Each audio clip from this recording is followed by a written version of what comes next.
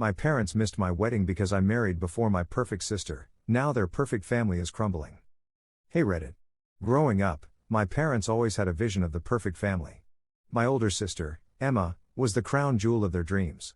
She was everything they wanted, stunningly beautiful, academically gifted, and always the star of every event.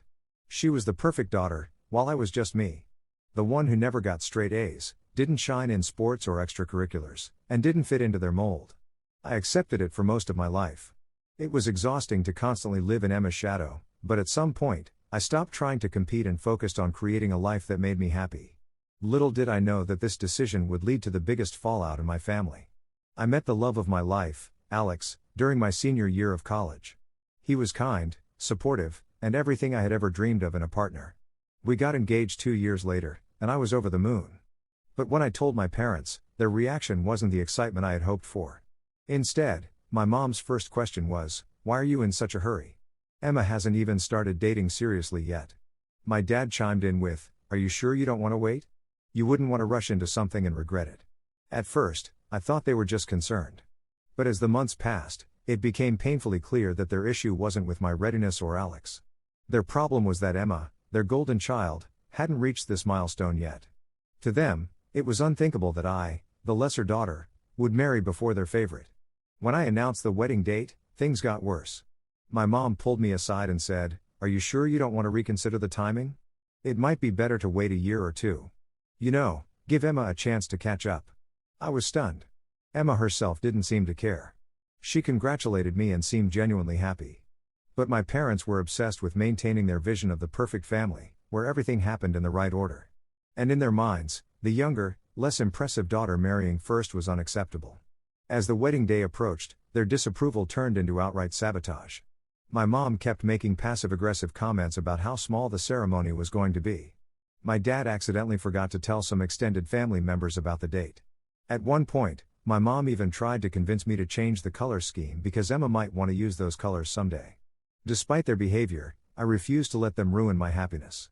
Alex and I had a beautiful wedding planned, surrounded by people who genuinely cared about us. I sent my parents the invitation, hoping they'd come around. The night before the wedding, my mom called me. She sounded cold, almost detached. She said, "We've decided not to come. It just doesn't feel right to celebrate this when Emma isn't even close to being married." I was heartbroken. I begged them to reconsider, but they were adamant. They wouldn't be there. The next day, as I walked down the aisle, I felt a pang of sadness knowing my parents were missing one of the most important moments of my life. But I pushed through, focusing on the love and joy surrounding me. For a while, I tried to keep the peace. I sent them photos from the wedding, hoping they'd regret their decision. Instead, they doubled down. My mom sent a curt text saying, "It's done now. Let's move on." But moving on wasn't so easy. Their absence created a rift that only grew wider. Holidays became tense and awkward. They refused to acknowledge my marriage, treating Alex like an outsider. Meanwhile, they continued to shower Emma with praise and attention, as if trying to make up for the fact that their perfect family image had been tarnished. Then, a year later, everything started to unravel.